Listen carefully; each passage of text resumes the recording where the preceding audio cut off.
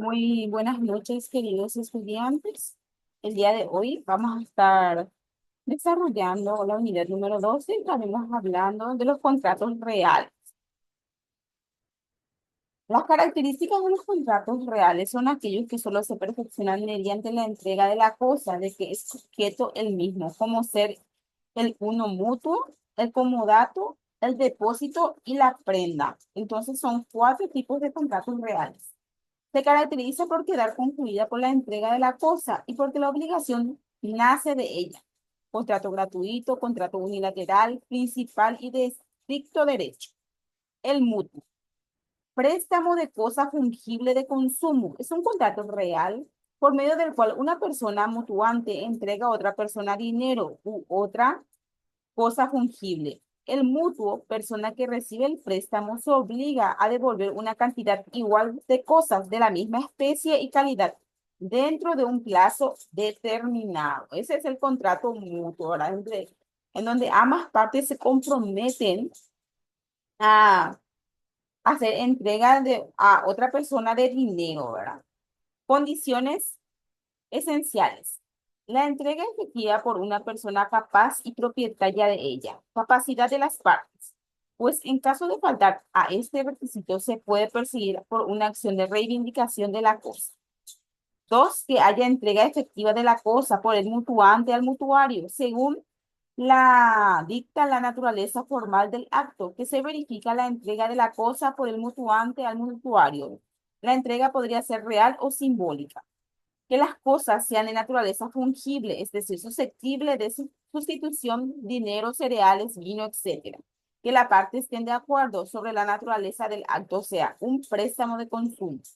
Efecto. El mutuario se hace propietario de la cosa prestada y puede disponer de ella, pero al mismo tiempo tiene la obligación de devolver la cosa en el mismo acordado, en el término acordado, expresa o tácitamente, o al primer requerimiento del mutuante. O sea que el mutuo es el préstamo que nosotros solemos hacer en los bancos, financieras, cooperativas, ¿verdad? En donde se nos entrega el dinero y nosotros nos comprometemos a pagar de manera mensual, ¿verdad? Lo que nos están brindando, ¿verdad? Acciones. Lo que sancionaba la obligación del mutuo personal que recibe el préstamo en la condictio certae creditae pecuniae, si el objeto era dinero y la contradictio tricaria en los demás casos. El préstamo con interés. Hasta el día de la restitución, el prestatario le saca a lo prestado una utilidad del cual su dueño se ve privado y por la cual debe pagar un canon que en principio no se abonaba a menos que el prestatario se hubiese comprometido a ella por cláusula. Luego se instauró la decisión de que un simple pacto hecho en el momento del contrato podía obligar al prestatario a devolver una cantidad superior a la recibida. Poenus nauticum, usura marítima. Es una derivación del contrato de mutuo que consistía en un préstamo especial en la cual debía ser empleada por la explotación del comercio marítimo y se hallaba sujeto a reglas muy duras que las que gobernaban el préstamo común. Por ejemplo, en caso de naufragio, el deudor no debía restituir la cosa prestada, solo se obligaba a devolverla si el buque llegaba a puerto. Los intereses sin hasta que Justiniano fijó en el 12% anual. Eso, de eso estamos hablando del mutuo, ¿verdad? Es la contraprestación que uno hace, ¿verdad? En una empresa, como le había dicho, o en una cooperativa, ¿verdad? En donde se establece cierta tasa de interés, ¿verdad? En donde el que te está prestando puede imponer, ¿verdad? Pero no tiene que exceder lo, lo establecido por el Banco Central del Paraguay, que en nuestro caso es lo que regula a todas las entidades financieras. El Senado consulto macedoniano. En virtud del mismo, se prohibieron los préstamos de dinero a los fili, familias sin autorización del pater tiempo de Vespasiano. El efecto del Senado consulto fue hacer que los prestamistas carecieran de acción para perseguir al filius. Los casos en que un menor pudiese recibir un préstamo eran si el pater lo autorizaba, si el filius tenía un peculio castrense o cuasi castrense, cuando fundamentalmente se creía que el hijo era silio iuris, cuando se contrataba con el hijo de familia, creyendo justificadamente que era sic iuris. Si el préstamo había aprovechado el padre, si el hijo de familia al convertirse en su sic iuris reconocía la obligación derivada del mutuo. Como dato, una de las partes entregaba a la otra una cosa mueble o inmueble para que se sirva de ella en forma gratuita durante cierto tiempo para darle un uso determinado, obligándose a restituir la misma cosa en igual estado que le fuera entregado. El comodato es un contrato de uso, contrato real porque nace con la entrega de la cosa, cuyo objeto era cosa no consumibles, los cuales debían restituirse al comodante en tiempo convenido. Puede ser cosa mueble e inmueble. Características. Es un contrato bilateral sinalagma- sinalagmático, imperfecto y de buena fe. Imperfecto, de buena fe. Su objeto es una cosa inconsumible. La cosa se entrega gratuitamente para ser devuelta a tiempo convenido. Si se pactara una retribución, se convertiría en un arrendamiento. Se caracteriza por ser principal. Obligaciones emergentes de este contrato. El uso se rige por el convenido y en la forma adecuada a su destino corriente.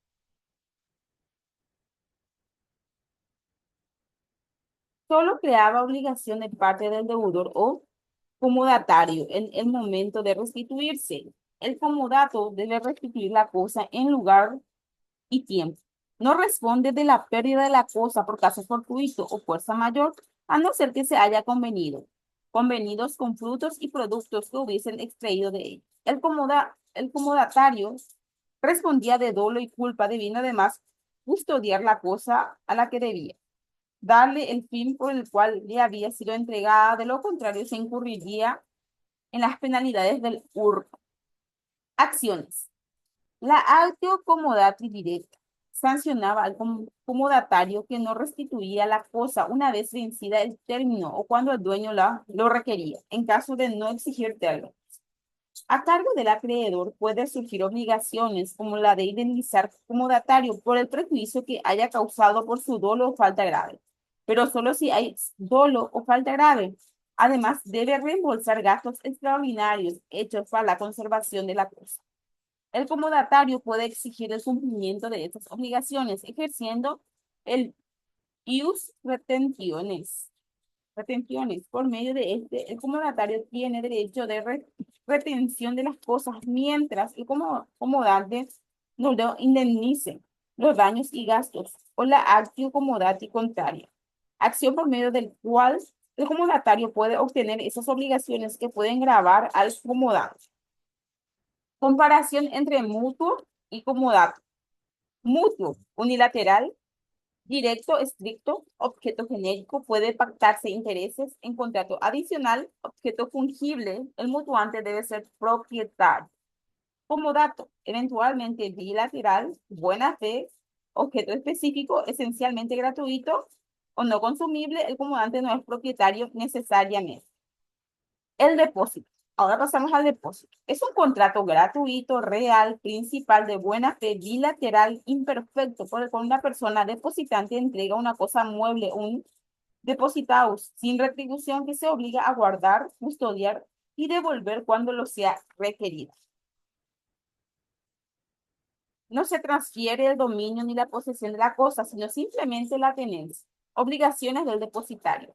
Debe fundamentalmente devolver la misma cosa cuando le sea requerida con sus accesorios y frutos, si los hay. Responde de pérdidas o deterioro en caso de dolo o culpa grave. Responde de caso fortuito en caso de usar las cosas sin derecho. Como contrato bilateral imperfecto se obliga normalmente al depositario. Obligaciones del depositante. Indemnizar los gastos de conservación de la cosa, responder como beneficiario de la culpa en todos sus grados. Bueno, el depositario o el depósito, ¿verdad? Generalmente se hace en los bancos y la cooperativa también, que nosotros depositamos el dinero y guardamos ahí, ¿verdad? Y la cooperativa se compromete a entregarnos con la misma especie, ¿verdad? En el momento que nosotros necesitamos, ¿verdad? Sería como un ahorro, ¿verdad? Em, acciones. Acto depositi directo. Servía para obligar al depositario a cumplir sus obligaciones, mientras que contra el depositante existía la acto depositaria contraria, que obligaba a reembolsar por gastos que ocasionen la conservación y fueron pagados por el depositario. Otras clases de depósitos. Miserable o necesario. Era aquel al que se veía forzado una persona en caso de calamidad o circunstancias apremiantes, como ser una inundación, incendio, revolución, lo cual impide la libre elección de depositario, el cual respondía y debía devolver la cosa con pena de la condena del duplo. Depósito irregular tenía por objeto una suma de dinero por el cual podía ser consumida por el depositario y obligarse al pago de intereses por simple facto. El acreedor, para que se le restituya su dinero, gozaba del acto de depósito. El secuestro o embargo es el depósito en manos de un tercero secuestrador como consecuencia de una controversia judicial. Quien ganare el pleito podría exigir la entrega de la cosa por medio del acto de depósito secuestrario. Puede ser objeto los inmuebles. La prenda. Ahora pasamos en otro, que es la prenda. Es un contrato real, accesorio de buena fe bilateral sin sinalagmático imperfecto por el cual para garantizar un crédito el deudor o un tercero entrega una cosa para ser devuelta una vez cancelada la obligación principal. Contrato por el cual el deudor y una persona entrega al acreedor la posesión de una cosa como garantía de su crédito para que sea devuelta al quedar extinguida esta. Obligaciones del acreedor prendado. Cuidar de la cosa, respondiendo de la culpa le no usar la cosa, se le imputa también el caso fortuito. Si usa sin autorización, puede también retener la cosa dada en prenda aún después de satisfacer la obligación principal si resultare ser acreedor por otros conceptos del mismo deudor. Si la cosa producida frutos, el acreedor puede recibirlo como pago de intereses. Devolver la cosa cuando se cancelare la obligación con sus accesorios, en caso de venta, devolver el remanente o sobrante después de haberse resarcido. Obligaciones del constituyente deudor. Resarcir gastos de conservación de la cosa, dar otra cosa en garantía si la entregara, perdieron, perdiera o pereciera valor, cumplir con la obligación principal. Contratos reales y nominados.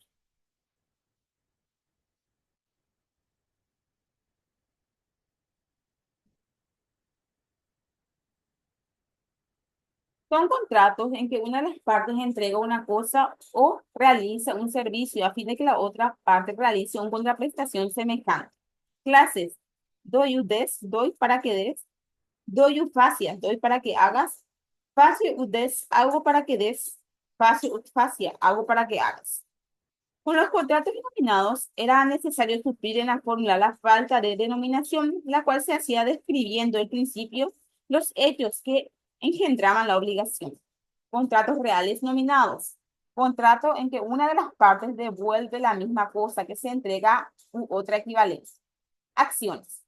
Contradictio ut causam datarum o contradictio aun data causa non secutam.